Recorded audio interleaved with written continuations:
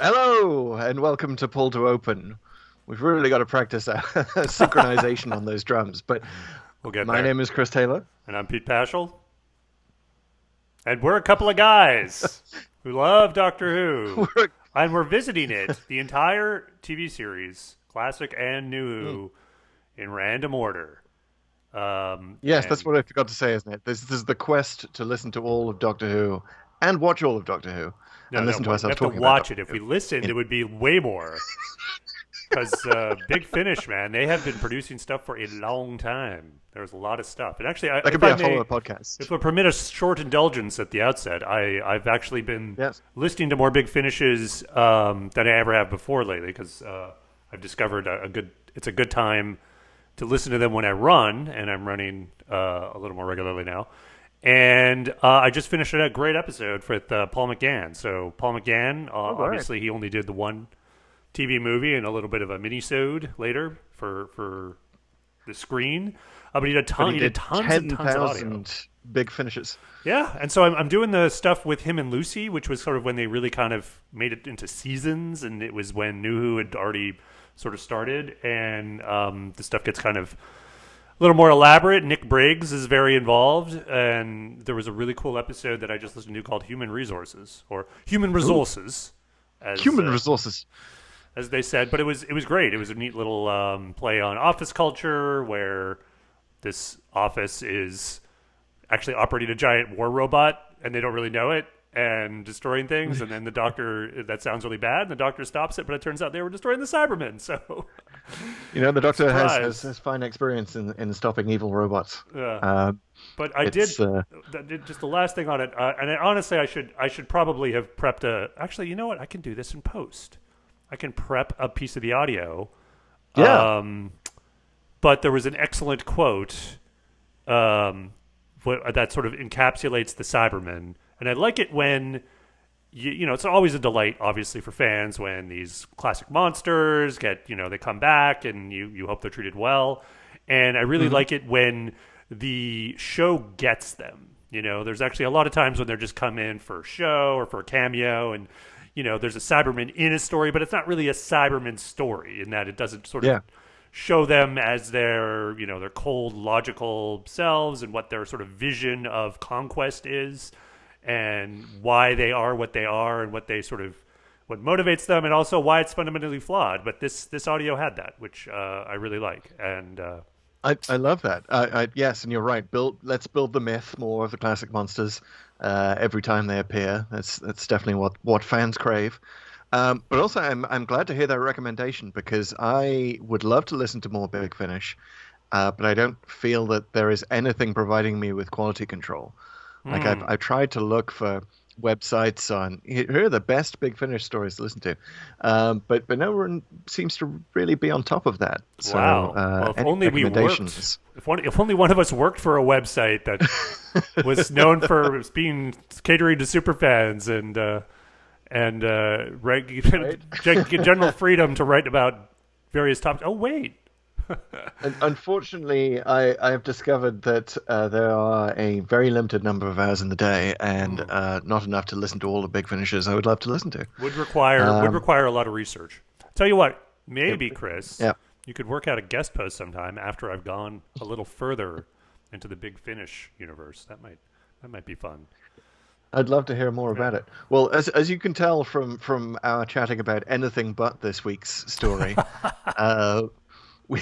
We had a lot of opinions on the show that the Randomizer sent us to. And what show is that, Chris? What show did the Randomizer take us to?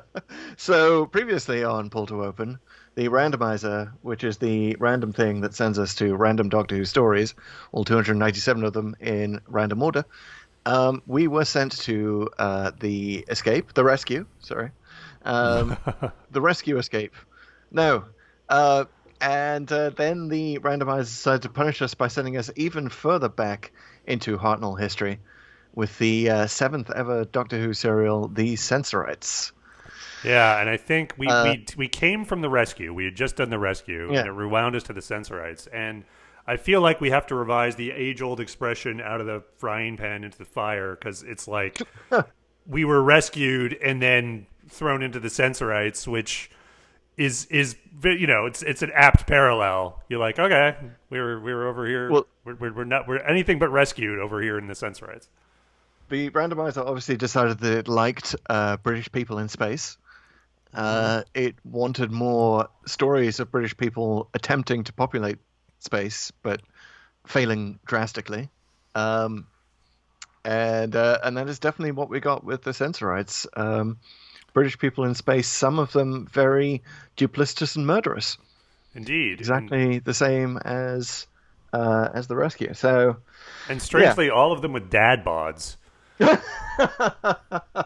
oh well, that's the Sensorites themselves. That's Yeah. that's a whole other discussion. I feel like if but you could open a gym on the Sensphere, it would just totally kill. You would be a millionaire instantly. you know who was fit and trim? The Ood. The Ood, right? Ood were very much based on the Sensorites in a lot of ways. You can see the similarities, and they are supposed to be physically in the same star system. So Right. I feel like whatever the Ood are doing, if it's diet or exercise, it is working for them. Whatever the Sensorites are doing, maybe they just need a better tailor. Do you feel like there's a big sign outside of that solar system that's like, if you're going to name any planetary bodies here, you have to have hyphen sphere at the end of that name. So it's like the Ood sphere, the Sense sphere, I don't know, Yes. the massage sphere. Like, I mean, The exercise sphere that the Yeah. Sensorites is it? well, then but- just to go counter program, I do the exercise cube, right? You make it all square, and it's like that just piques the interest. It's like, oh man, this is something I haven't seen before in this solar system. Right angles. What? They need to go to the sensor flat abs, not the sensor sphere. Exactly. The sensor six pack. Unless it's we're talking about the butt for the ladies, then you need the spheres. Okay, so Keep that the bubble butt. might be a little inappropriate. Might have to do We're some gonna get editing later. inappropriate. But before we get it fully inappropriate, Pete, how is Pull to Open doing on the socials? We're doing the socials are going strong.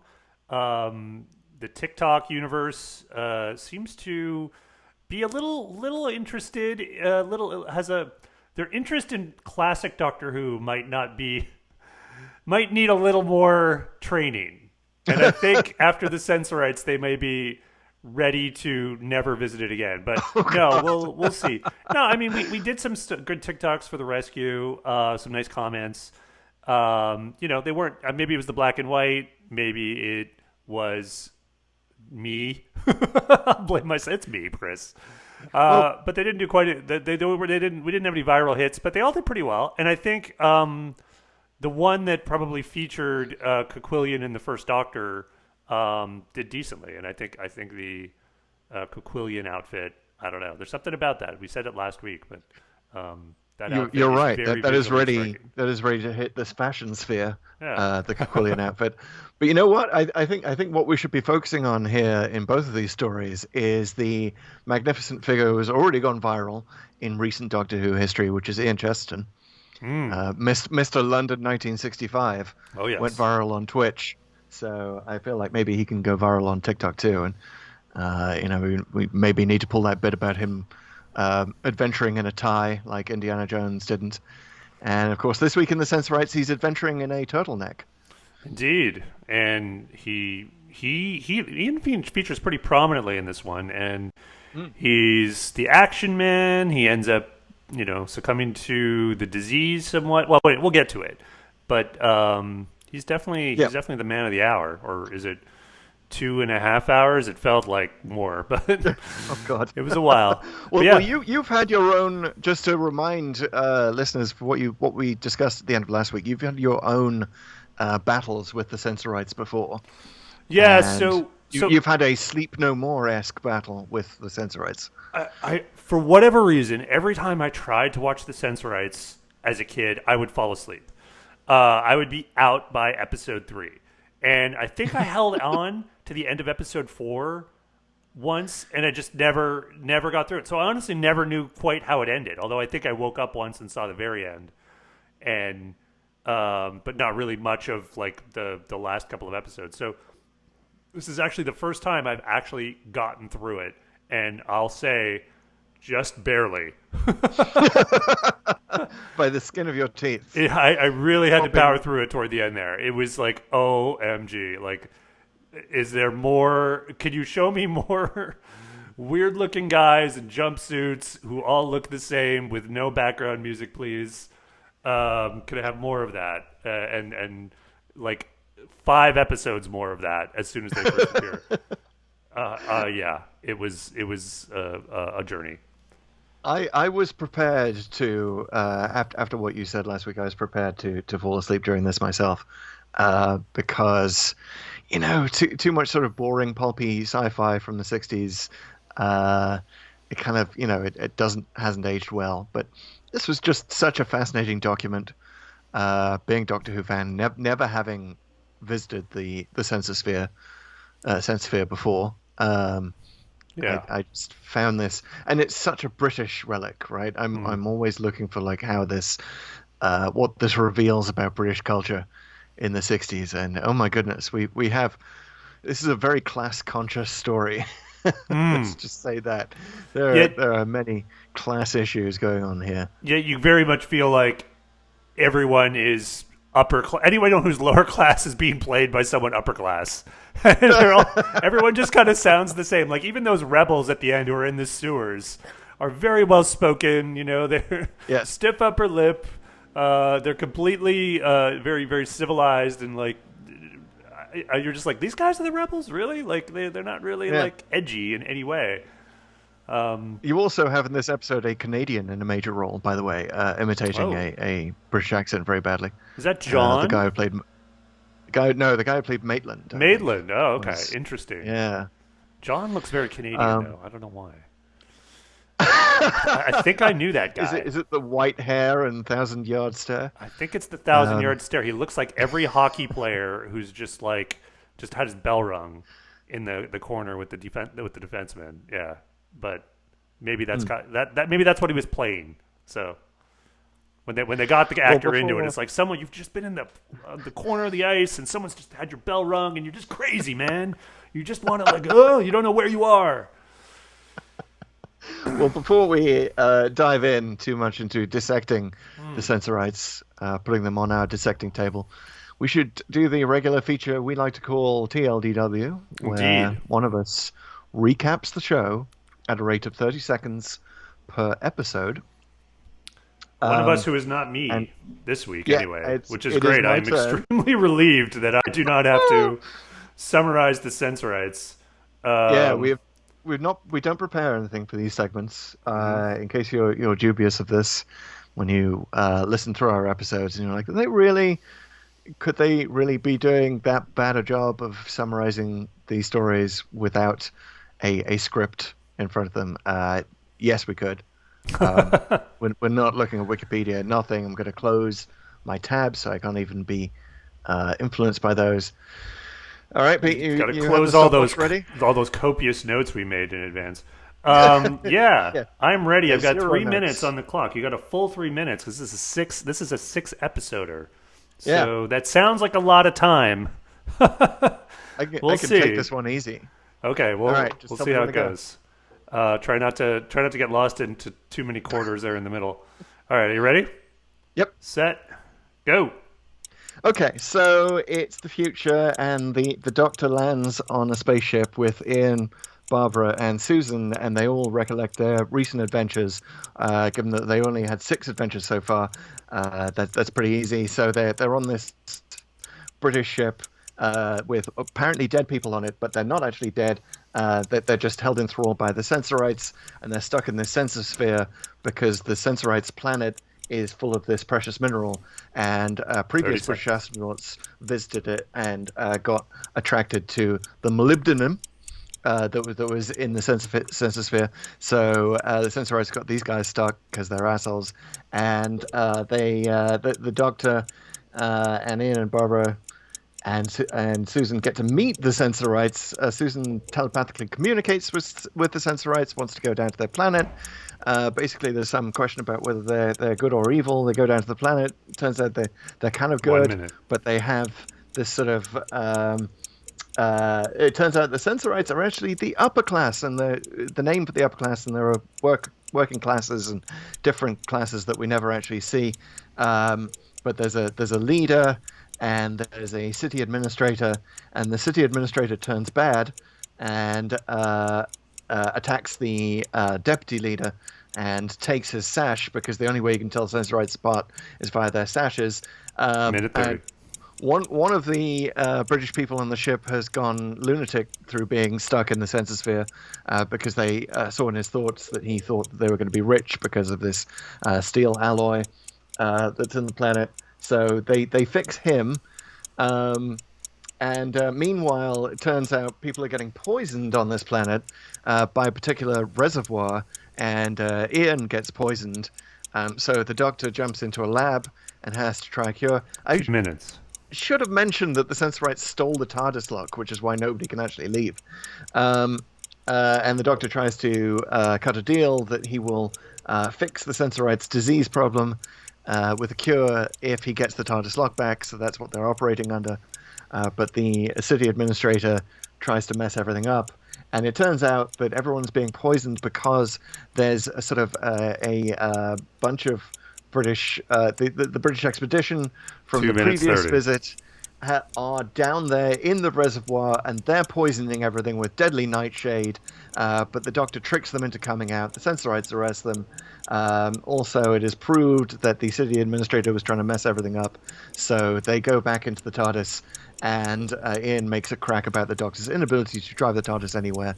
And the Doctor says, well, screw you, I'm dropping you off. How am I doing? How many more seconds do I have? 2, 1. Done! Boom! Wow, you had like 4 seconds to spare there. Not bad, my friend. Yeah, it's a pretty simple plot when it comes down to it. Yeah, it's a weird note to end it on. Where it's like, you jerk, don't make fun of me. I'm gonna take you back wherever. See you later. Dropping you the next place I stop. Yeah, that is my main emotional note about the Sensorites, is I'm surprised at how much of an asshole the Hartnell Doctor is throughout it. And that's sort of that's a season 1 thing, right? That the Hartnell Doctor, until we get to the time of the rescue, is sort of really a jerk. Yeah, it's pretty harsh. Yeah.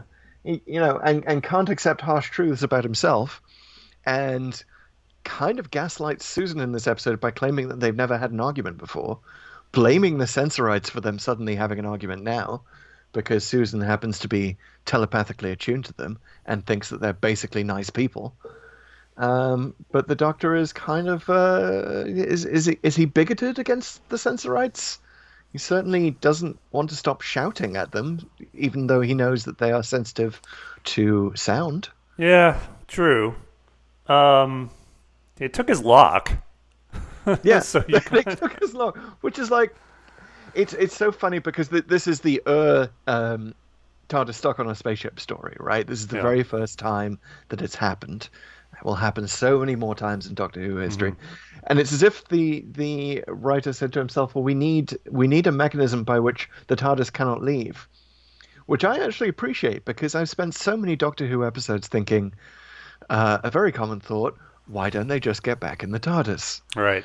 And it's like the show forgets in later years that that's always an option whenever they're in any scrape. Yeah, I mean, to the show's credit, I think they've mostly either dealt with that with some sort of plot thing. So, it would either fall down a cliff, which has happened a bunch of times. Actually, it happened in the last episode, like at the end of the rescue, even though that wasn't part of the plot or anything. But or some door it's comes more down.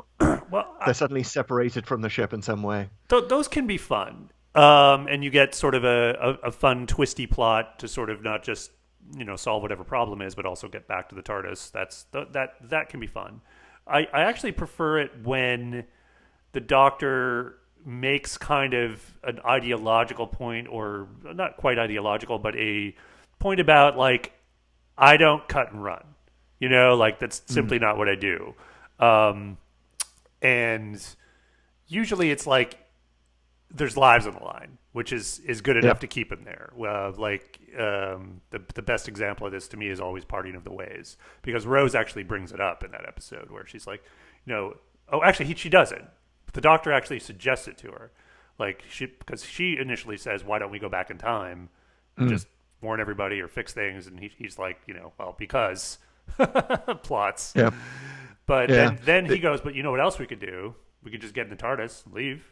Yep. And she's like, "But yeah, you'd never do that." No, but you could ask. It's like, and it was that was a good moment.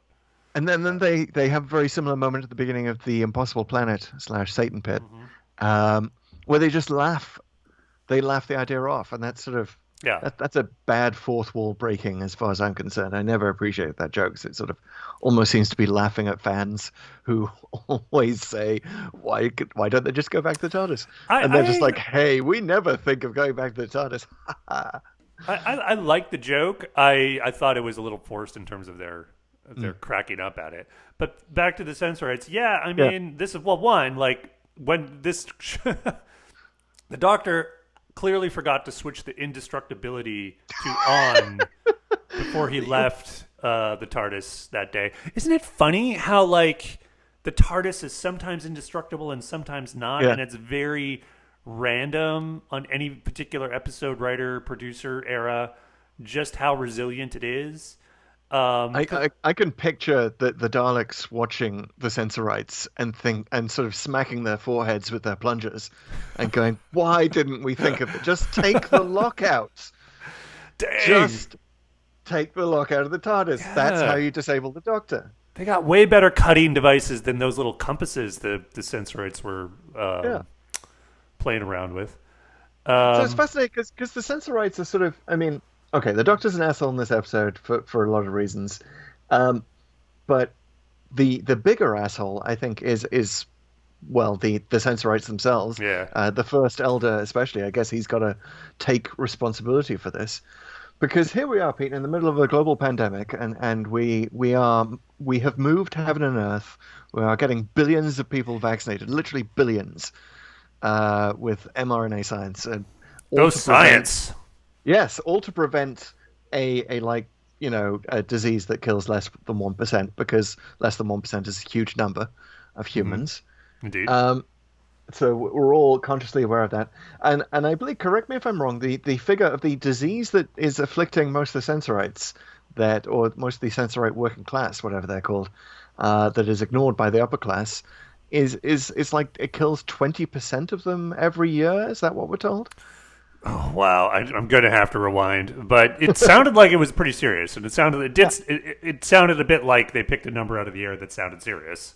Yes, and it was getting more serious. I think that's the figure that we're told, that it killed 30% of the city of the Sensosphere last year, and they're still not doing anything about it, except the Sensorites drink their own crystal water. They do not drink the regular reservoir water, and they've not figured out, by pure deduction, that the crystal water is what's keeping them safe. It is as if every rich person on planet Earth hoarded coronavirus vaccine and said that it was just for them, and they cannot explain why it's only poor people who are dying of COVID-19.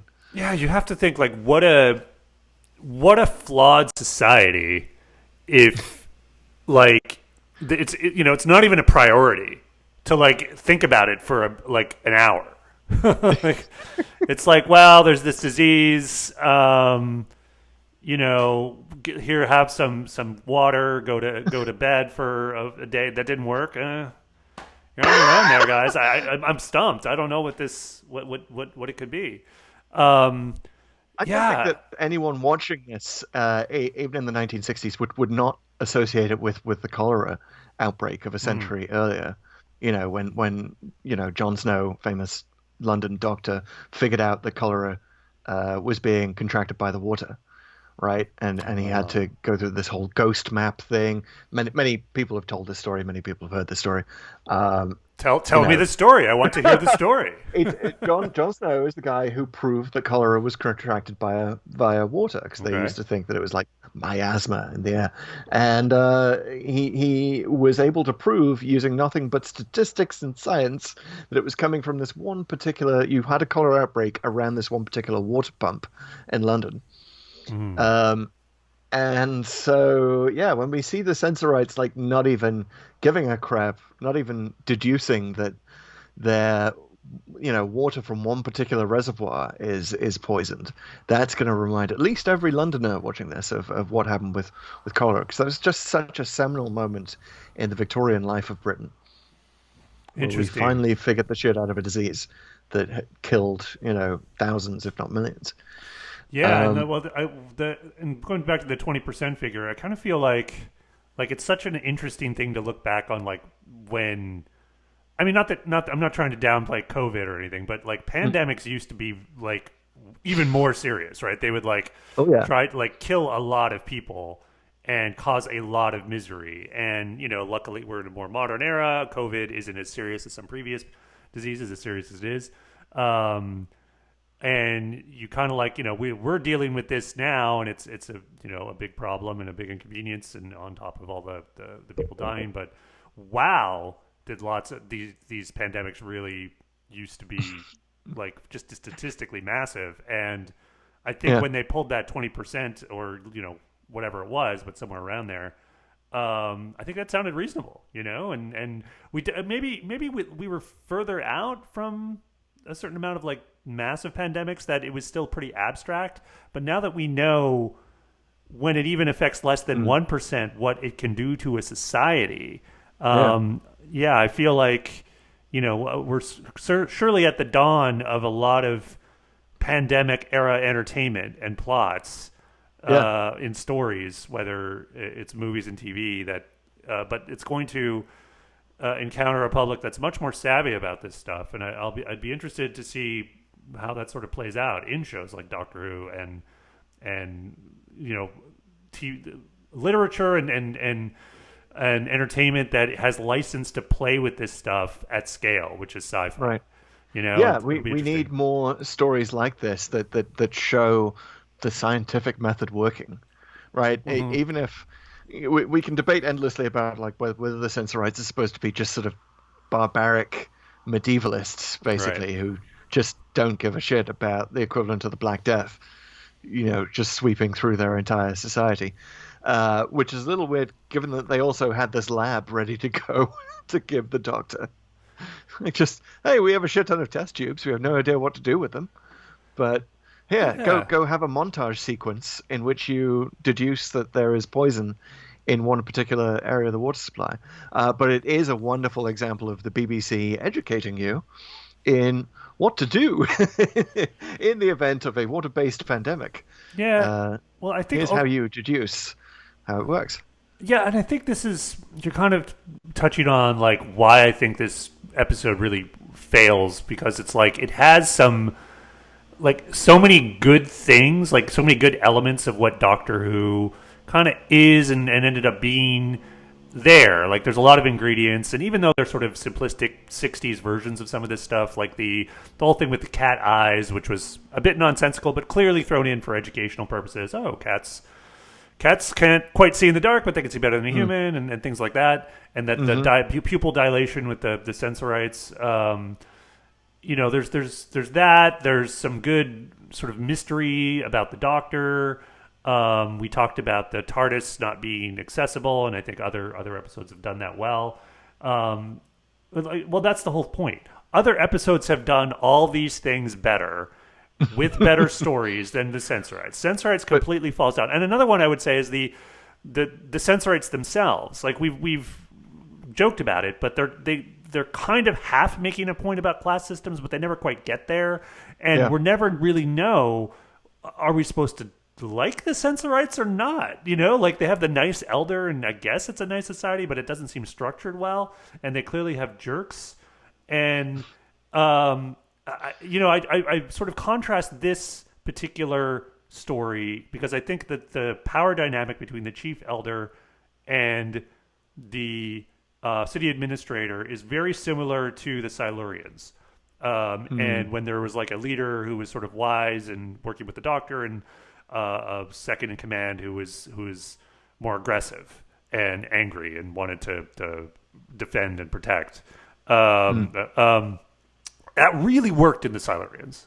Maybe because it was more, for a host of reasons. It does not really work here, and it just becomes this sort of plot that seems this dramatic irony where you're constantly like, oh, he's the bad guy, you guys. And I think it's literally done only for that reason, because I'm not really buying his motivations. I'm not really.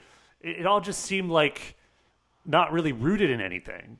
And there is an argument to be made that he is at least partly infected by racism from the Earth people. Yeah. And he suddenly realizes that we all look the same. We all look alike. You can't tell the difference between us except through our sashes. Oh yeah. I guess we are a racist caricature of ourselves. That was so cringy for me, like all the reasons. Obviously, the sort of racist implications, which maybe even at the time weren't quite as obvious, but also like, you're just figuring this out. Have you noticed how we all look alike? Like, oh my God, you're like, you're grown, but you're also like, what? He does get his racism in first, I believe. He claims that all the humans look alike. There's some line about, oh, you all look the same to me, and I think he's saying this to Carol, right? The woman on the spaceship who's engaged to Crazy John, right? But the point is well taken that it goes. The main problem with the Sensorites is that it doesn't make any sense. It goes in the direction of making sense on certain things and just doesn't quite go there. But I got to say, in the defense of the Sensorites and its science, its cod science, molybdenum is absolutely a thing. And I challenge you to think of another Doctor Who story that has such a starring role for molybdenum. Oh my. Is that a serious challenge? Trying to think. Where was metal? The number is one. I think the number is one. I think it's the Sensorites. I think it is. I had no idea that molybdenum was a thing. I did not remember my element, my table of elements. I didn't remember that it's atomic number 42. Silvery white metal, highly resistant to corrosion. I always like to take my coffee with a little molybdenum. It really, just strengthens my whole outlook on the day and brings out the flavor a little more. You joke by talking about coffee, and yet the solution that the Doctor provides, the equivalent of the Moderna and Pfizer vaccine that sorts out the Sensorite plague, is caffeine citrate. Delicious. That's a delicious cure, Doctor. I'll take mine with my molybdenum with a twist of lemon. Thank you. Yeah. So it sort of starts to feel like this is the episode of Doctor Who that was supposed to teach us chemistry. Yeah. Well, certainly it's like the BBC elders planned everything as they did a lot at the start, because of course Doctor Who was intended as a very educational show. That's why you have all the early historicals. The Daleks was only allowed because it was supposed to be teaching us about things like the history of war and Nazism and pacifism and all of that. Probably why the British had to go to war in World War II and facing annihilation, etc. This is definitely you identified earlier. This is first season Doctor Who, and it's interesting that it's late first season Doctor Who, because I actually quite enjoyed the sort of reflection they had at the very beginning, where they're like, "Oh, we've been through some times, say Doctor," like the Daleks and all that stuff, which was kind of like, if you think about the time, like it's a treat, right, to even have old episodes referenced, because there were no VCRs, there's obviously no streaming. It was one and done. If you missed it, you missed it. Yeah. And you're kind of on a journey. And, to have the actors sort of be there and sort of openly acknowledge this journey you're on makes it a little less episodic, makes it a little more like a universe right off the bat, and you really feel it. And it's like, yeah, this is it. And that was the beginning of that, really. What I love about that scene is not only that it's got like we're going to recap the entire season as they've never really done again on Doctor Who, but it also the Doctor has to one up that whole scene by talking about his own experience with Henry VIII, who threw a parson's nose at him. Yeah, he had to one up everyone with his own story. Like, oh yeah, by the way, I've been traveling longer than any of you. But also, that was a nice little surprise for me because, we know from later Doctor Who history that the Doctor likes to mess with Tudor monarchs and gets seriously mixed up with Elizabeth I in a number of ways. That's a wonderful, subplot to New Who. But here he is mixing it up with Henry VIII in exactly the same sort of way, with exactly the same result of getting sent to the Tower, which he wanted to do because the TARDIS was in the Tower. And I think is that the first time? Is that the first time that we hear the Doctor tell us of a story, an adventure that happened off screen? That's a good question. I don't think so. I think he probably. I'm trying to think back to like the Aztecs, where there was a lot of talk about time travel and stuff. I don't know. That's a good question. But fans, it might let us know. First example of the Doctor name dropping, right?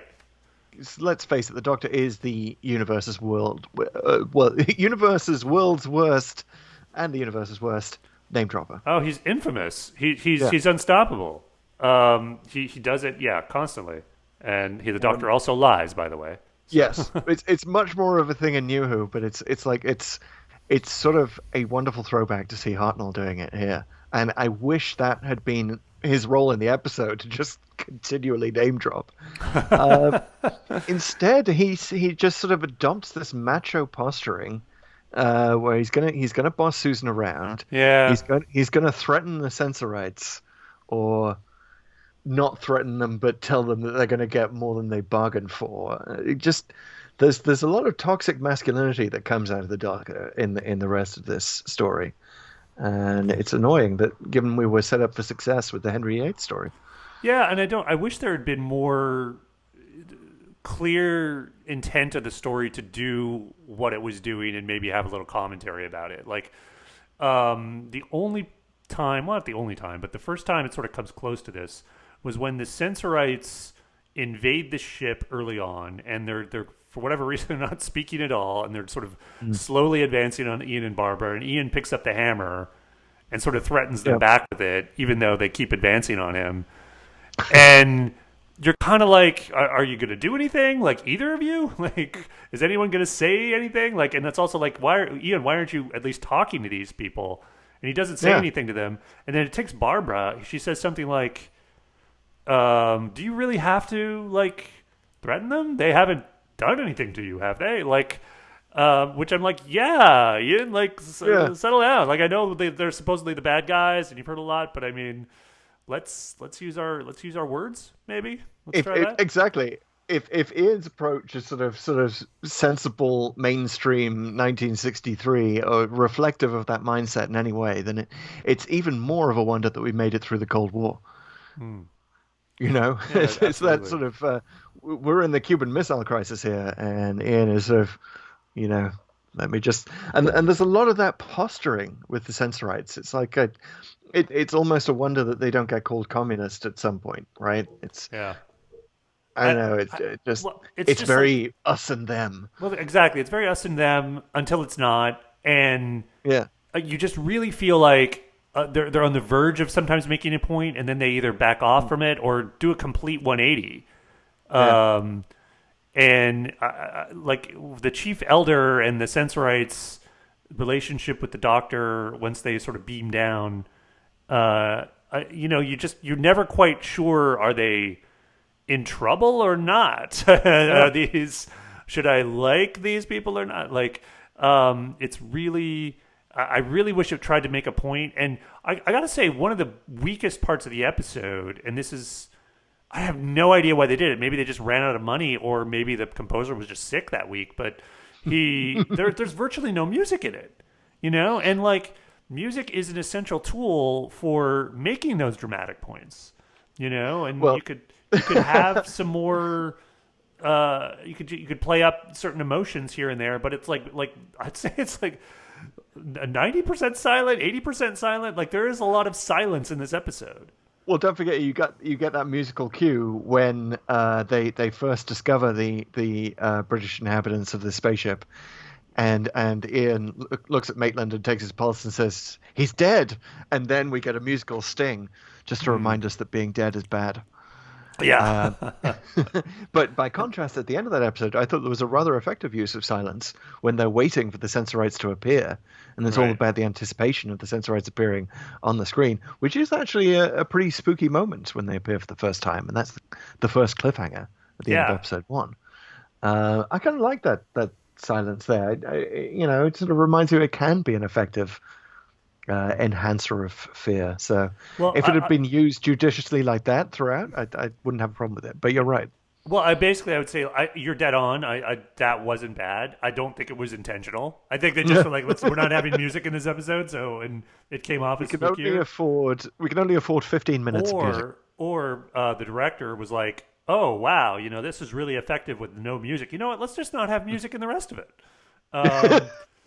But yeah, no, that was very good, especially with the Sensorites sort of being like right outside the window, which they never really explain or talk about again. Like I guess the Sensorites are fine in a vacuum, which Yeah. seems pretty interesting considering like it's like their one thing, I guess, other than telepathy, which is they can survive in a vacuum because otherwise all you have to do is shout or turn Yes. off the lights and So- you got So them. this is They're like it's like the tardigrades. I'm sure you're familiar with tardigrades who can actually totally survive familiar with the tardigrades. in space. What are you Totally. talking about? I mean, they kind of look like big tardigrades. They also look a little bit like my dad. Just going to throw that out there. There's a lot of overcombing. A lot of So they've got overcombing like of ear. beards, Yes, ear hair becomes patchy beards, beard. Yeah, it's very patchy. lots It's of super weird. paunches. Yeah.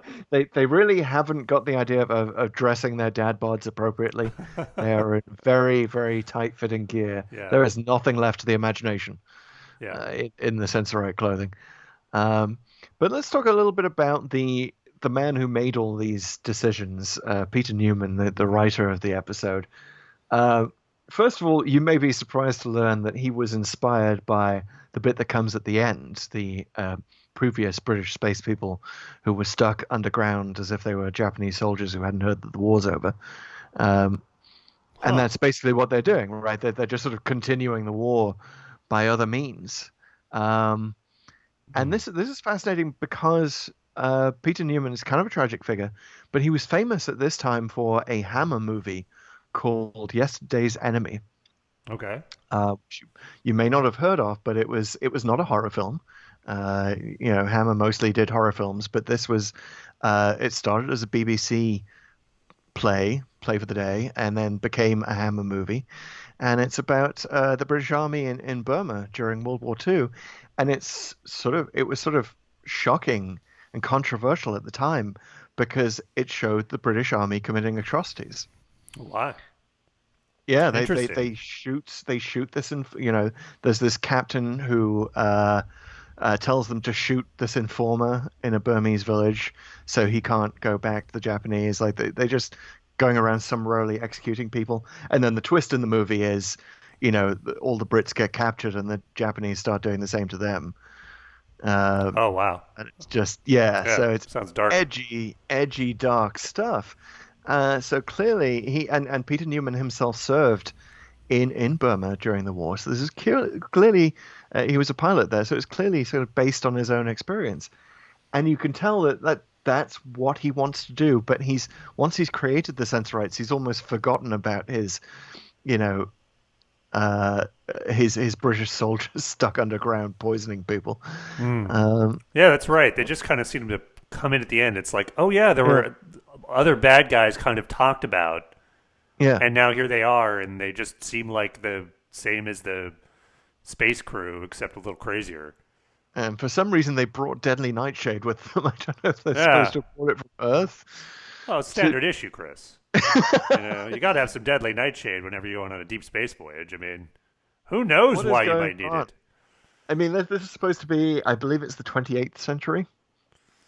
We're Y- told a few things about Earth. One is that Big Ben no longer exists. oh yeah, okay. So this was like I remember because I watched this over a series of nights, and I remember there was a bit of a dialogue that establishes what century everyone's from, right?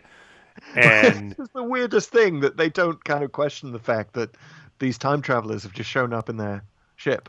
yeah, this is Uh, kind of a thing they did a lot, as I recall. I think they even had a little discussion in The Rescue that was similar. Like, there's all like, let's establish what century everyone's from, like, yeah. and we're all just casually accepting we're in a universe where there's casual time travel, so we're Well, I good. tell you what, let's dip briefly into the Target novelization.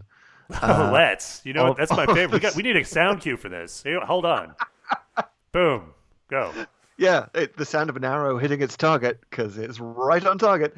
But Ooh. the Target novelization of the Sensorites, written, I believe, in the 80s, 1987. Once Doctor Who was off the air, they're like, go back to all these old stories. They're like, let's clean this shit up.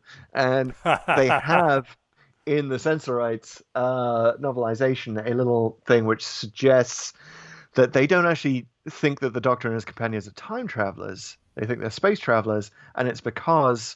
Um, in subsequent centuries, ships get faster and faster, so they overtake the older ones, right? So they think that, oh, you're funny and you're Oh. dressed funny, so you must be from the 21st century. You must have been from one of the earlier ships, and this is just a thing that happens that we overtake you guys a lot. Oh, wow. That's kind of Yeah, clever. That's a little bit right. almost like, SS Botany Bay full of, genetic enhanced humans from the 20th century. Yep. And, we just found you because now we have warp drive. That's pretty cool. I like And that. I'll also tell you, Target novelization makes your favorite reference to your favorite mysterious ship, the Mary Celeste, It may be the most referenced ship. in all of Doctor Who. Yeah. Yeah. We That came and the across it, in Titanic. case you didn't hear it, we came across it in the Mordrin Undead episode where Tegan compares the Mordrin ship to the Mary Celeste. I can't wait to Uh, get to the chase when we can actually see it. Actually see what happens. No spoilers. yeah, and now the randomizer will make that the very last show we ever watch. Just So I got to keep the say, Mary this Celeste. is random, but Yeah. since we're talking about the British crew and their spaceship, Mm, as soon as I saw their outfits with the sort of rocket ships on them, like the great, they're great so outfit. great. I want one of those so badly, but um, I just thought those are blue. Like Yeah, those have to be blue. There's no like it's totally black and white. If those aren't blue colored uniforms, yeah. like I will eat those uniforms. Um, This totally they're totally the RAF. They're totally mm, wearing RAF blue uniforms, slightly adapted. Instead of wings, we have little rocket ships on the breast pockets, looking very smart. And yeah, definitely. I mean, this was written by a former RAF pilot, so you know. But just to go back to the tragedy of Peter Newman, mhm. he was famous for this. He was described as Hammer's golden boy because this is actually quite a successful film. Then he writes the Sensorites. It's his only Doctor Who credit, and then he gets writer's block Huh. for It the rest of happens. his life. Oh, well then. Yeah, and Speaking of he diseases. it's so tragic that he can't write anything. You know, his family describe going into his room and seeing like screwed up pieces of paper everywhere. And he just can't get anything completed. So he takes a job as a porter, I believe, at the Tate the Tate Gallery in London, um, and supposedly leads a documentary crew around one time. And then in about 1975, he falls down some stairs Oh no. Poor and Peter. hits his head and And then he dies. died from oh man. Yeah, That's not a yeah, nice way to go. I'm sad I about know, that. right? Yeah. Well, I mean, I certainly can sympathize with the writer's block. Although I got it's a shame they didn't have blogging back then. I mean, really, like Mm, there's kind of like a if you have no deadline and you're trying to write scripts, or like he should have yep, been a journalist, right? Like that's what he should have went into journalism for a couple of years to sort of exactly. force that block out of him because you at some point you just have to publish your story Yep. and you got to have something, you got to have some paragraphs and they might be bad, but you'll get a second crack tomorrow, and you'll keep going, and at some point it'll work itself out. And then he should have done that for a year or two, and then he could have been very. That's too bad.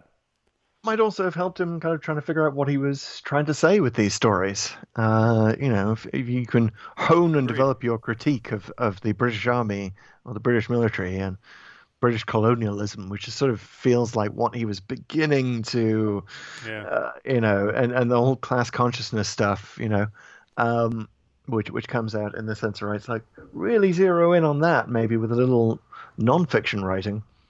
Then that can inform your fiction, but it's sort of a fascinating tragic story, I think, because of its writer, and that's why I maybe reading that before we came to the end of the Sensorites, I was a little more sympathetic about the ways in which it didn't work. Well, I wouldn't have minded a comeback too, right? Like even though like obviously I'm not a big fan of this one.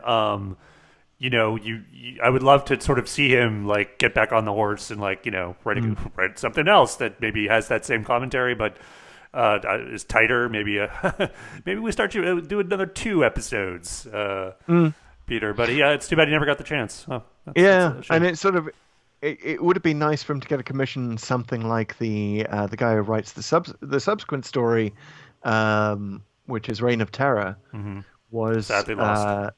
Which they were given 3 choices of like 3 different historical periods you want to write about. They chose the French Revolution, the terror following the French Revolution, and that's how you get the Reign of Terror.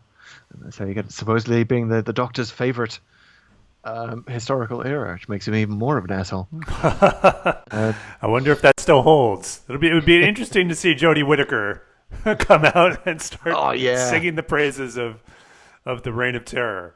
Brilliant. All those executions, brilliant. Oh, this is going to be fun. All the costumes. Or get Chris Eccleston there. Fantastic. Oh, yes. Well, he's doing Dead the aristocrats. Speaking of the audios. Yeah, he's come back. Welcome back, Chris. And I love that he is so open about the fact that he's doing it for the money. If you've seen anything, I haven't seen his interviews. I've been saving those. But they all awesome. ask the question of why did you come back to Doctor Who now? Well, to be honest, I'm an actor. I need to feed my children. I did this for the money. Oh wow. Okay. Well, that's good.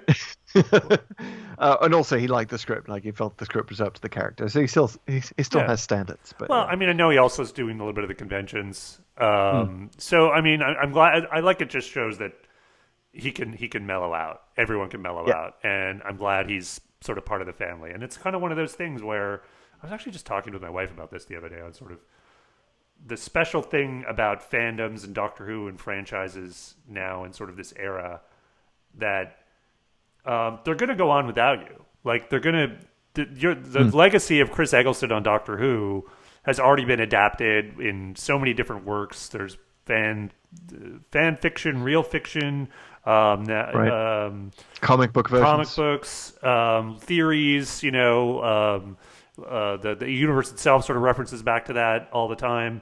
Like you can be a part of it or not, and given all the wonder and sort of the love that sort of goes hand in hand with that, I've got to think that it would be really hard. You have to be pretty cold to not feel anything to be a part of that and see your part of that sort of examined and celebrated in so many different ways. Like it's like, why wouldn't you? But people are different. But this is the thing that Tom Baker had to go through, right? He had to run away from Doctor Who for a decade or more before he came back to, and the fandom embraced him with open arms, and now he is a god among the fandom, right? And you see this happen in Star Wars as well. A variety of actors kind of with even minor roles kind of stepped away at first from fandom, and then when they realized how warmly they were being embraced, came back to it. So partly it's that sort of geek culture is everything now. I mean, we could go on and we could do a massive podcast series just on this, but the whole idea of universes and subgenres and genres and subgenres and even micro genres within those all having their own communities, all thriving in this online sort of world where the geeks have taken over, not just online culture but culture generally. How can you do anything but surrender, right? Like Yep. it's no longer it would be ridiculous to sort of ridicule this kind of nerd culture today the way it was in the 70s and 80s. Like it just Yeah. it is the culture. And this is why the Peter Newman story is particularly sad, because he died before he could see what Doctor Who had become, really. Mid-70s, they were still deleting Oh yes, oh old my episodes God. at that point, right? And Yeah. the Sensorites itself got wiped over. And I'm sure that he thought that this little work he did would never be seen again. But today he would be feted at conventions as the writer of the seventh Doctor Who serial. Yeah, Like, whatever luckily it was explores. found, Chris. No. But no, I mean obviously you want completeness in the archive, but yeah. I got to say he for whatever failings the story has, he gets some good things right, and there are some really good lines even from the Doctor. Yeah. As much of an asshole as he sort of happens to be, is he has some really quotable lines. Some are very Doctor-ish, and some are very like almost Doctor Who, a little bit breaking fourth wall, but like very self-referential almost. Yes. And but anyway, one of the quotes I really liked was, and this is sort of a bit of a "Hey kids" moment, but it's like it says the one purpose in growing old is to accumulate knowledge and wisdom, and to help other people. And I thought, like, oh, okay, I love that. I love that line. yeah, And beautiful line. the introduction of wisdom to the Doctor's character, like that is what ultimately defines him. He has wisdom, which is more than just intellect, right? And it's more than just heart. It's a combination of the two. And the Doctor needs to dial up his empathy before he's truly wise. But that's sort of the great thing looking back at early Hartnell, is it gives the Doctor somewhere to grow from. He grows out of that pretty quickly, and Ian and Barbara kind of humanize him somewhat. Yeah. There was a yeah. great. I'm going to go on a tangent here, and this is Yeah. probably my. We should make this a regular thing in our podcast, because I always go into these weird comics or audios that really expand on the themes we talk about. But one of them, I love on it this because I particular- get the recommendations. So yeah, go ahead. one of them in particular that hones in on this very specific thing, which is like why the Doctor is such an asshole in the first adventure in the first season, and then how he comes to very quickly become much more gentle, even as Hartnell, and then become the Doctor we know throughout, right? The sort of champion of not just the universe, but of like humans in general. Like Earth's his favorite planet. He obviously has an affinity for it, et cetera, et cetera. And it's called Hunters of the Burning Stone. It's a comic strip from. It was actually done to celebrate the 50th anniversary in Doctor Who magazine, and it's this huge epic comic that actually takes the cavemen from an unearthly child and shows what happened to them, and they end up getting enhanced essentially by this race of not quite godlike people, but like people with advanced technology, and they end up coming back to Earth because they've been taken off Earth, and there's a bit where the 11th Doctor is paired again with Ian and Barbara. And there are so many great moments where they don't believe he's the Doctor, because obviously they've never seen him regenerate. And they think he's just this imposter, but then they're convinced eventually, and the aliens who have enhanced the cavemen have these mental powers, and they make the Doctor go back to that era and see how he behaved and what a jerk he was. And so like he's there standing with Ian looking at their first adventure together.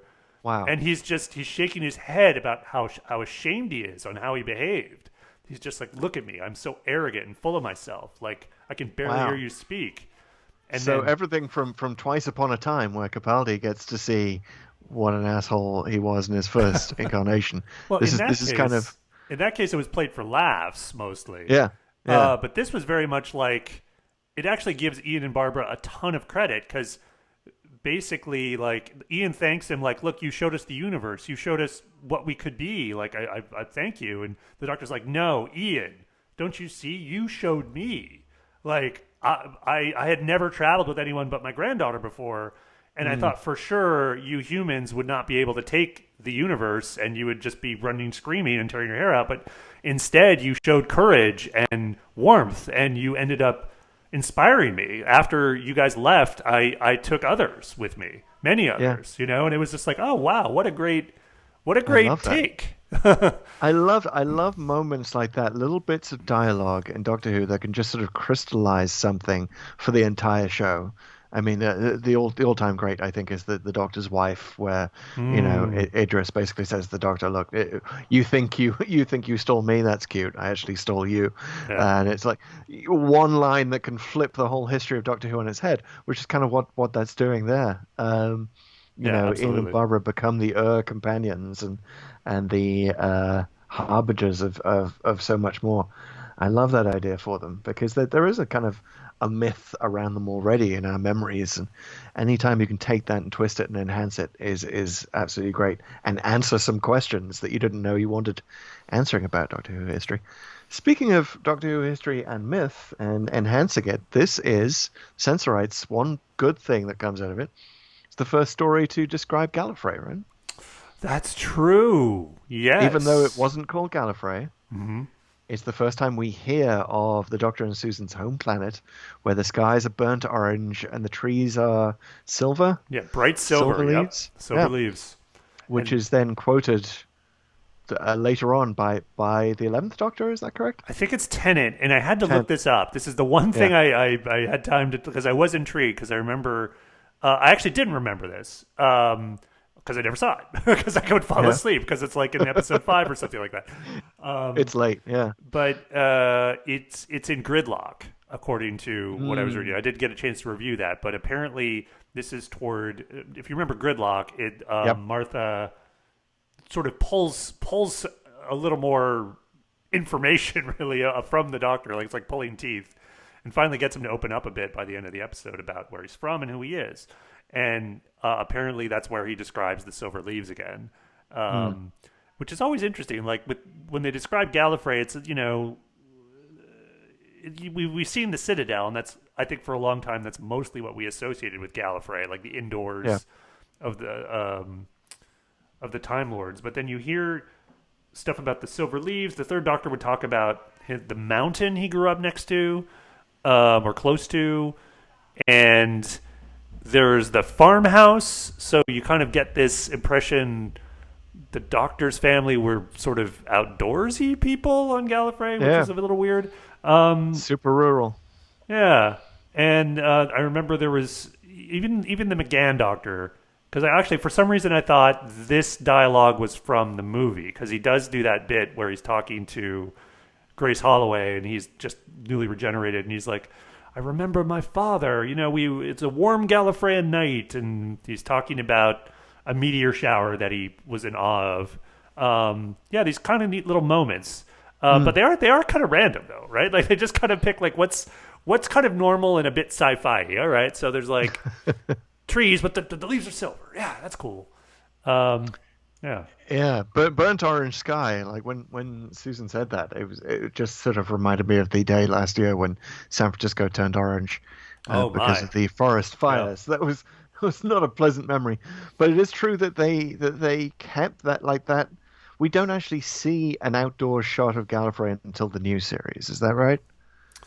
No. We saw outdoor shots of Gallery in the Invasion of Time. So okay. Yeah, in the Invasion of Time, actually, Leela is thrown out of the Citadel. The sky is burnt orange? I think it's whatever overcast sky above the quarry where they filmed it.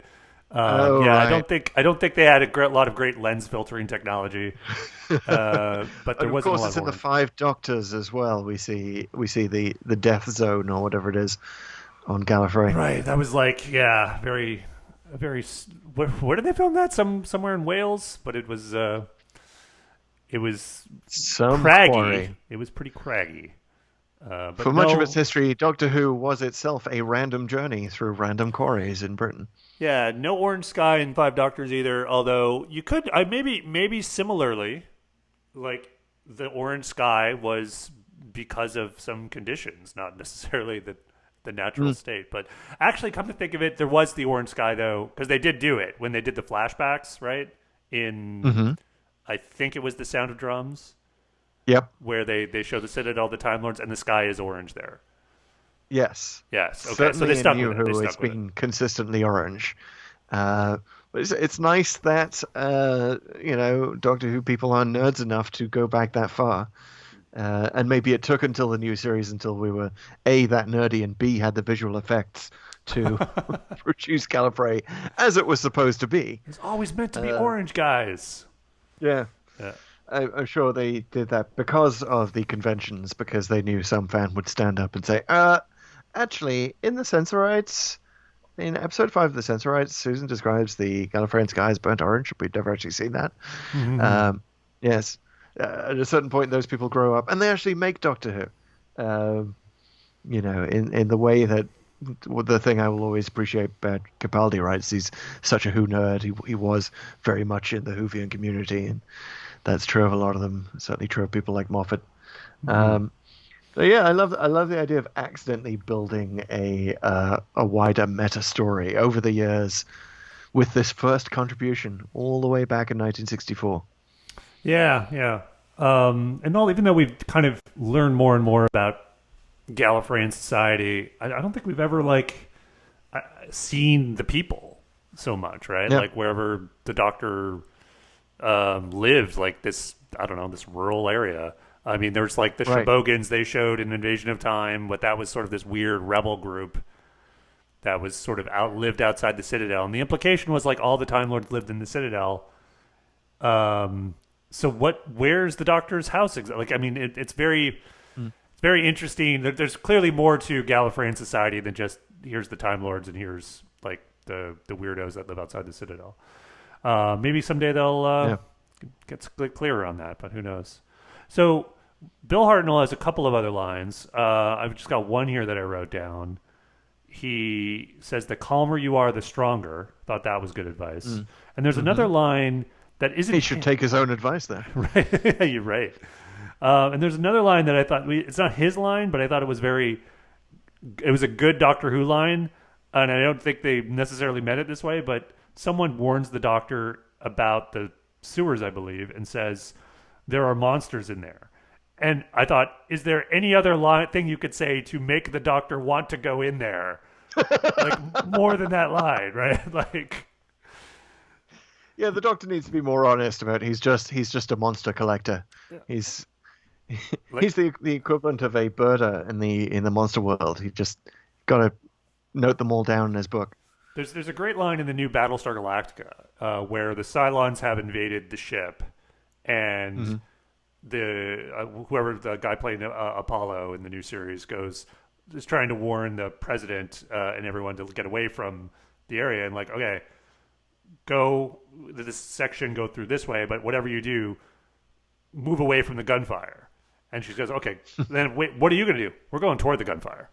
And it's like, I thought that, that sort of, those kind of lines where it's like, I'm the hero, I run into danger. Yeah. Like that's very much, I'm kind of a sucker for those lines. And I thought, even though this wasn't quite that line, I think, and it's probably more my read than anything else, I think this is one of those sort of Doctor Who moments where, oh, there's monsters in there? Well, there's the Doctor's here. We're going to deal with that. And it's like he's not even running in because he's a hero, because the Hartnell Doctor is barely a hero. It's just that he's fascinated by monsters. He's an explorer. He wants to probe exactly what's going on. But just to go back to the Doctor's name dropping, there's one other major historical figure is mentioned when the Doctor gets his snazzy cape. Yes. It's probably the nicest thing that the Sensorites do is they give him a cape. And he just drops into the conversation that Beau Brummel said he looked good in the cape. Have you ever heard of Beau Brummel? I have not heard of Beau Brummel. Yeah, great name, though. It is a great name. It's kind of a deep cut of British Regency history. He's sort of seen as the ultimate dandy. a friend of the Prince Regent, King Edward, later King Edward the Fourth. Okay. And one of his pals, but they quarreled, and he got into debt, and he had to run away to France. And it's this sort of whole British history thing, and this, maybe this is a line that they throw it. This is their historical education for the week, kids. Go look up Beau Brummel in your local libraries. But yeah, he's a famous dandy who is all about fashion. Well, if I were a dandy, I would certainly flee to France first chance I got. Very interesting. Yeah, cool. Maybe he should have showed up in Reign of Terror after the Doctor named him. Like that would have been a great Chekhov's gun kind of payoff there. Yeah, or City of Death. One of those. Yes. Yeah. A little later. He was there.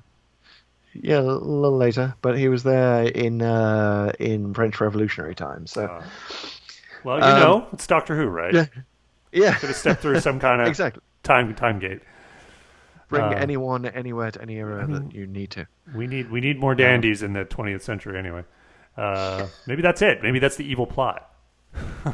We had a big dandy shortage in the 70s, and big Beau Brummel back to dandy it up here in France. The whole thing is arranged by Beau Brummel to sell cloaks to get himself out of debt. Well, we should. You've mentioned it, and we should do our regular feature on what happened. What would have happened if the evil plot succeeded? Which is a tricky question. Yeah. So, what exactly is the evil plot in the Sensorites? Well, that's a good. Yeah, I guess you have to go with the city administrator never getting found out. Yeah. And so, what happens then? I mean, I guess the John is still crazy. The disintegrator gun. Because every city capital has a disintegrator room. Just underneath it, and able to train those weapons on anyone sitting in rooms within that capital. For whatever reason, that's how the Sensorites designed this. So, yeah, they would have been disintegrated in episode 3 or 4, right? That's an excellent point. I kept expecting the disintegrator room to become part of a cliffhanger, because they bring it up. The disintegrator room is the Chekhov's gun of the Sensorites. Correct me if I'm wrong, but do we ever see anyone get disintegrated? We don't. Because the man. disintegrator key is bent. Yeah. So it would have been a very cheap effect because I understand that it's just it targets their organs. That's why that's all they talk about.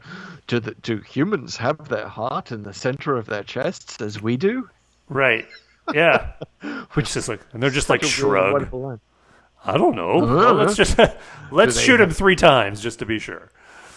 Do they have them on the left? Do they have them on the right? I feel like that was another educational line that was thrown in. Yeah. So kids would then ask their parents about where exactly in our chest cavity are our hearts. Why couldn't they be up or down? Not just left or right. And I was almost 4 dimensions. Well, anyway. I was almost holding my breath at that moment to see if we would have a continuity error where the Doctor was targeted, and we hadn't yet learned that he has 2 hearts, right? Yeah. That would have been fun. Well, then let's think it through, right? Let's think it through. What if that evil plot had succeeded, and they decided, okay, they don't know where the hearts are, so they go to the center, and presumably that hurts, even though our hearts are in the center, is the thing, right? It's kind of a bit of a myth that, people think the heart's way over here, under your, the nipple or the whatever. It's really not. It's really mostly in the center and just a little bit to the left. And it's at a jaunty angle.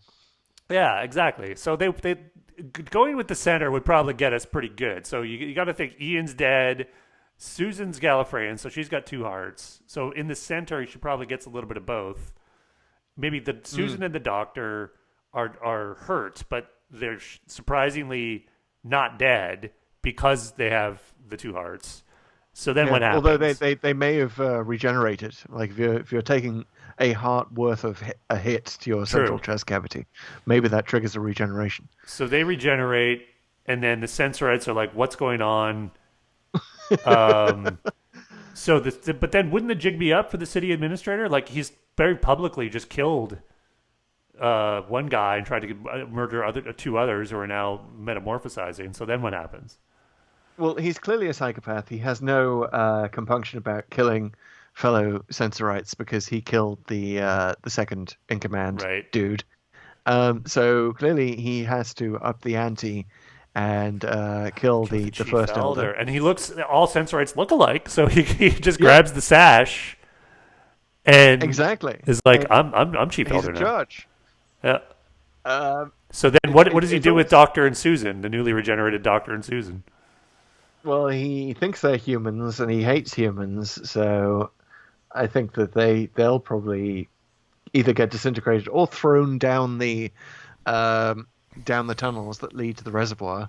I think he'll be fascinated about their change of appearance, order them like to be imprisoned, Yep. and probably destroy the rest of the humans and maybe the ship. Well, I tell And- you what, he is not giving that TARDIS key back. Yeah. So then this guy basically he becomes the Lord of Time. You know, he gets it out of Yes. the Doctor, and like he becomes maybe he becomes the Master. I don't know. Well, he certainly does what Mordrin and his ilk failed to do, which is, take control of Time Lord technology. Yep. Yep. And Barbara's then he still can on the just zip ship, around the though. universe, He'd just killing have him. to, he'd have to kill Barbara. Sorry, I was just thinking about loose plot holes we have there.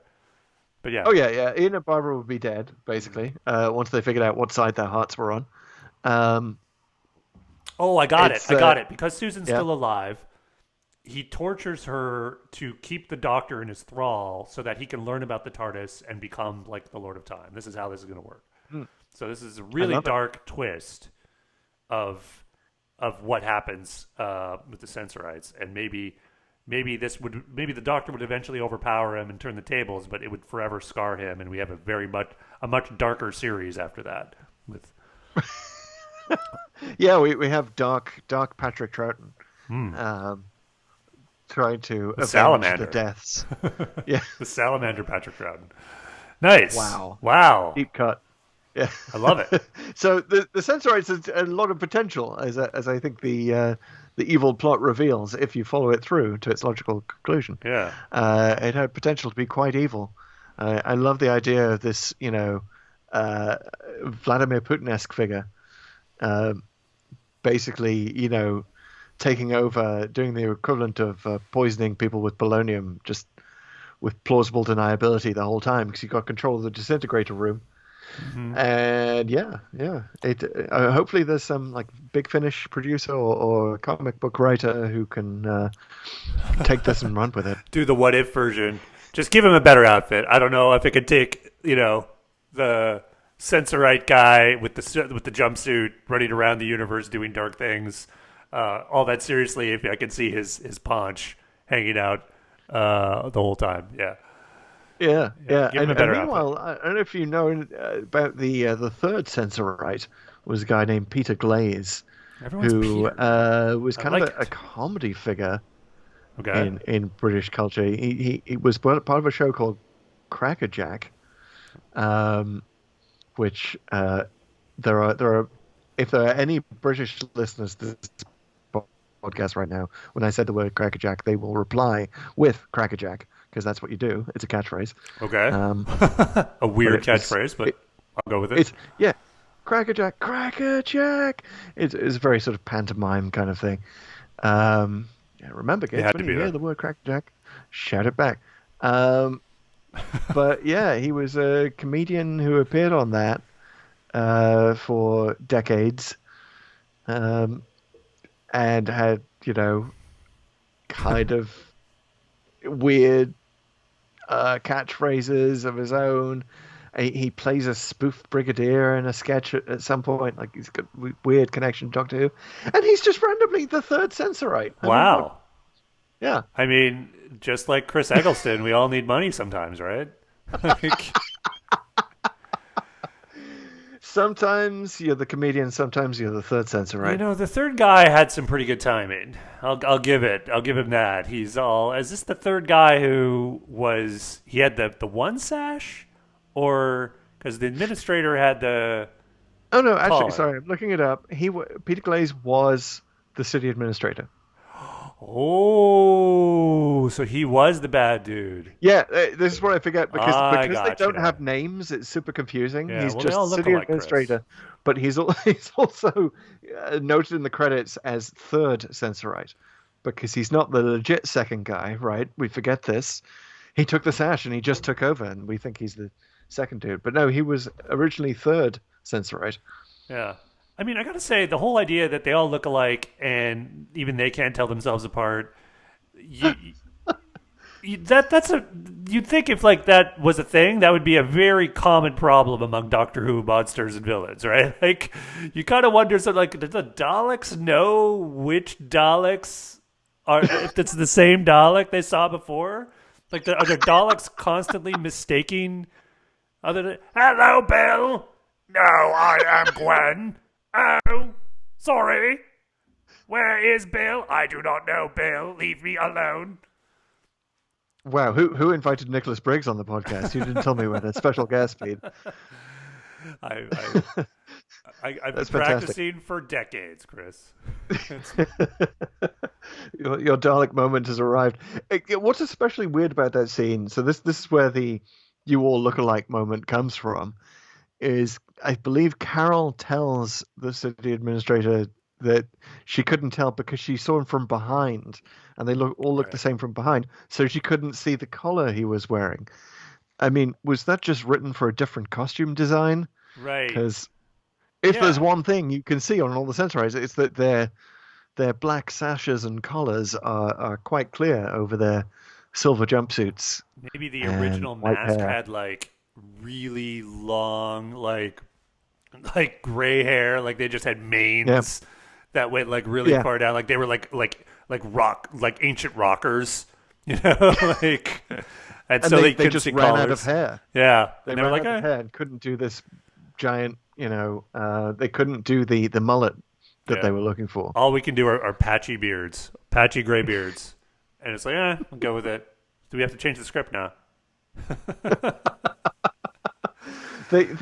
I will say one thing for the first Elder, even though his administration has blood on its hands with the death of all these millions from the plague, he does have a great line, which is something like, "Sometimes a dogmatic answer is better than no answer." Okay, that was kind of deep. Not sure what it means exactly, but it feels like it should mean more. Also, I'd say, and sometimes it's not. Like, maybe we should have said nothing at all. And he's actually saying this because the city administrator is too obsequious and is like, he's asked his opinion. Is like, it's not for me to gainsay the word of the great first Elder. Like, he's total just bootlicking. Cop out, man. Yeah. Totally. And then he becomes the guy who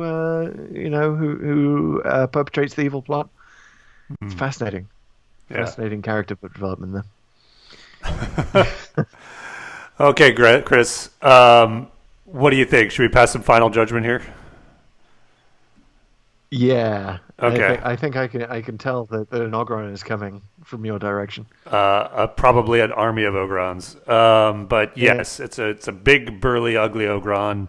But honestly, like, who I could say has some good qualities, and it had its moments. This Ogron, you know, like all the sort of Doctor Who-ish stuff that jumped out at me. It really contrasts to. It was really good, and it's really in contrast to the really bad story that is not thought out, really unimaginative aliens, and just honestly empty. It just seems very empty of trying to make any kind of bigger point.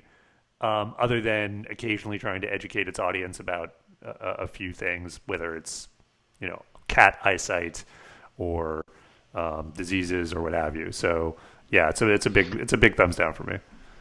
Does it strike you, by the way, that the writer Peter Newman kind of believed in ESP, as a lot of people did in the 60s, and tried to throw that line in there about the Doctor basically being telepathic? Yeah, the thing is, that's good, and that again, that's more Doctor Who stuff we're getting out here. This is sort of the first real like telepathy stuff we get. So like, I mean, we have a lot to thank the Sensorites for in later years, because a lot of it was subsequently used and not forgotten about. Even though it's a little random that this story had a lot of that and they picked these specific things. But anyway, but I feel like with telepathy, he didn't even have much of a point about that. Like, it's never really clear how it works. You don't really hear the sensor. I mean, sometimes you do and sometimes you don't. And most of the time you don't. Like, hearing voices that aren't being spoken. It's even unclear if the Sensorites are vocalizing sometimes. Are they talking? They're kind of moving. Right. So like they don't even have sort of a consistent view of telepathy here and what it feels like and whether it's a gross violation or not. I feel like, you could have had a lot more to say just about that. Yeah. I think one episode of Babylon 5, pick any episode of Babylon 5, it has more to say about telepathy than this entire serial. And Ian is sort of surprisingly incurious when the Doctor said that he could basically read Ian's last thought. Right. Yeah. Ian and Barbara seem very uncurious about the fact that Susan is just sort of is making this telepathic connection with the Sensorites. There's a lot more. By the way, speaking of him, we really ought to bring up his wonderful play acting in Sounding Sick, which I think one viewer of this described as like Ian does exactly what you do when you call in sick for work. You just go, I can't come in today. I got a bit of a cough. Yeah. 1 second, Chris. Grace, I'll be down in a minute. So yeah, that's we really have to edit that. The Ian stuff. It was so bad. Honestly, I feel like William Russell. This is not William Russell's best performance. I feel like he overacts in a few places. That's one of them. And he's Ian, right? Like, we like Ian. He's the action hero of the whole serial, but he's kind of not dark, but he's like kind of brutish here and there. And there's particularly early on where he's brandishing the hammer, and then he actually says at one point he makes a big endorsement of violence in one line. He's like, "Why can't we use violence? Haven't we been attacked? Why don't we just punch them?" Okay. Yeah, exactly. Big old scary Cold War rhetoric from Ian there. Yeah. Maybe we can, as we view further Ian episodes in the future, we can see whether bad Ian is the one who wears the turtleneck, and nice Ian is when he wears the tie. Yeah, Maybe exactly. This is what the juxtaposition of the rescue and the Sensorites is showing us. He's definitely like showing the machismo in this one, and I feel like he's also like very protective of Barbara in this episode, and which is like there's very like Ian and Barbara, the sexual tension is storied and everywhere. You can cut it with a knife. Well, and I like that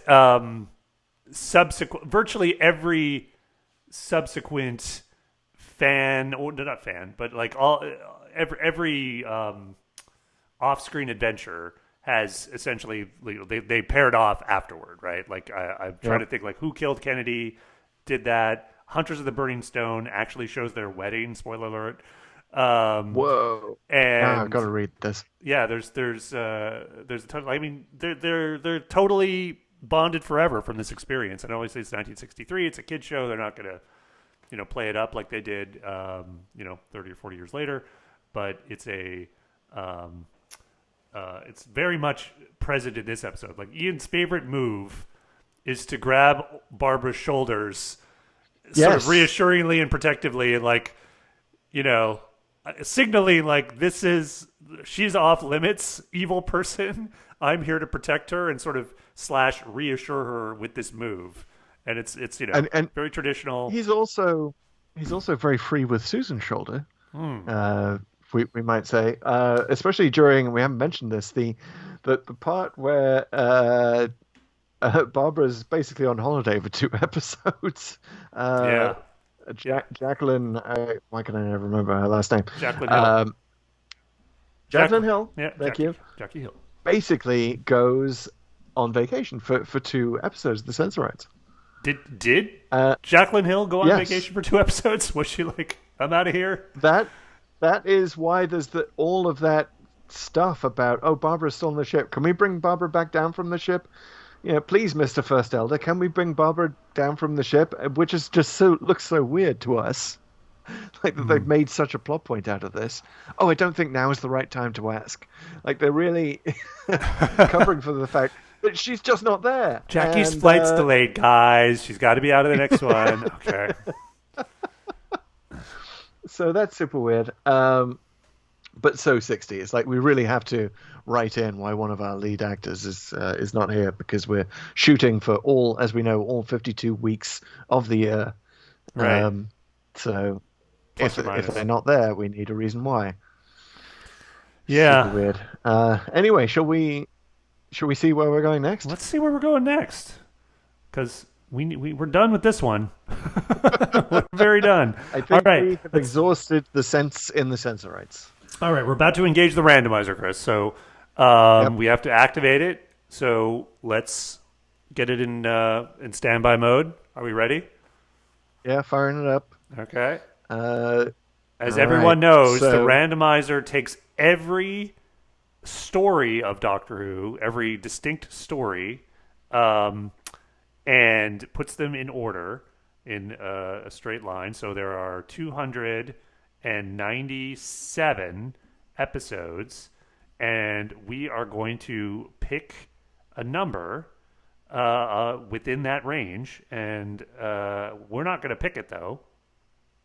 Yep. Tell us what's going to pick it. Random.org. Random.org. Random.org uses atmospheric noise rather than an attempt to predict a random number via mathematical formula, which is not actually true randomness. That's right. It can't be done, which is probably why the Daleks and the Movellans never had a real resolution of that conflict.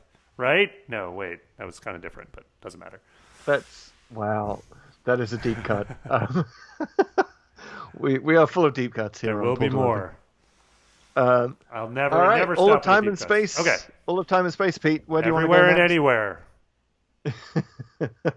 I would say where do you want to go, but we know it's all random. But I'm just going to pretend to be upset by your insinuation that we don't know where we're going, and I'm going to drop you off on the next episode, whatever it is. Let's do this. All right, generating 54. 54. Oh my! I'm excited. It moves zeroing in. We did it already. It's Inferno. Oh no! Wow. We bounced back. It's time locked. 54 is time locked. We can't penetrate it. Look, Randomizer, I know you love the Brigadier.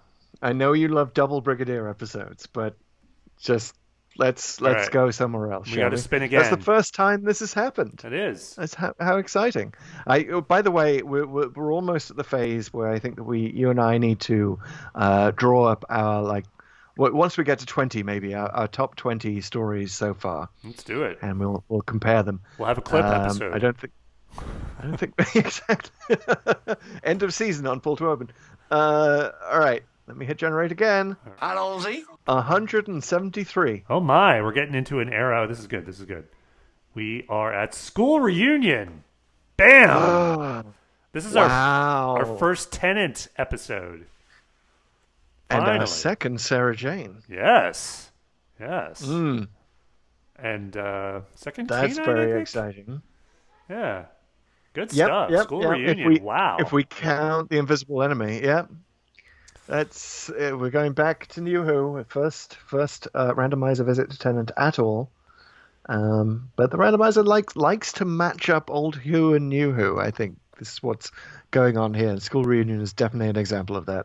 I think it's also following Modern Undead. It's one of these episodes that caters to longtime fans in a very special way, and gets a lot of its fun and drama from seeing this old friend of the Doctor's encounter him anew and reflect on their relationship then and now. So that'll be fun. Yeah, and deals with what happens after the Doctor dumps someone in Aberdeen. Yes, and this is also the beginning of season 2 of the new series, right when they knew they had a hit on their hands, and it was starting to become a real franchise again, a full-on phenomenon. And I think we're going to see hints of that starting to happen. Yeah, here we are nerding out about School Reunion before having even watched it. Yeah. But tune in next time on Pull to Open to hear what we actually think about School Reunion and whether it holds up in this day and age. Yeah, it'll be interesting. Yeah, especially considering. Well, we'll get into it then, where some of the people in that episode are now. Yeah, we'll get there. Cool. Well, this has been great, Chris. Thanks for holding my hand as I went back to the Sensorites and finally faced my fear. You conquered the throughout. Sensorites. I did. You stayed awake. You didn't blink. I might have blinked a little bit. I might have had like a little bit. Okay. Oh, what? Okay. Yeah. Stuff's happening. Silence did not fall. But thanks to you, I now have it in and out of my system. Excellent. Well, don't thank me. Thank the randomizer. The randomizer really wanted you to conquer this fear, I think. Thank you, randomizer. Get through it. Get out of the other side, and also get us out the other side of the pandemic by locating the reservoir from which it began. Yes, indeed. Go ahead and take off your mask, randomizer. All right, everybody. Thanks for listening. Again, this has been Pull to Open, a Doctor Who podcast. And if you have not subscribed for whatever reason, maybe you're encountering us on a web embed, maybe you're only just hearing about us from someone else's phone, go find your phone.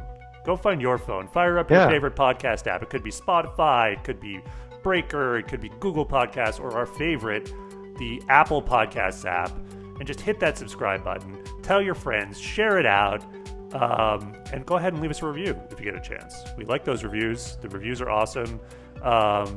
And whatever you say, we would love to read it out on air. So that's a bonus that will last only a while until we get a critical mass of reviews. But yeah, please leave a review. They really do help. Follow us on social. We're at Pull to Open on TikTok. We're doing a lot of stuff there. Pull to Open 63 on Twitter and Instagram.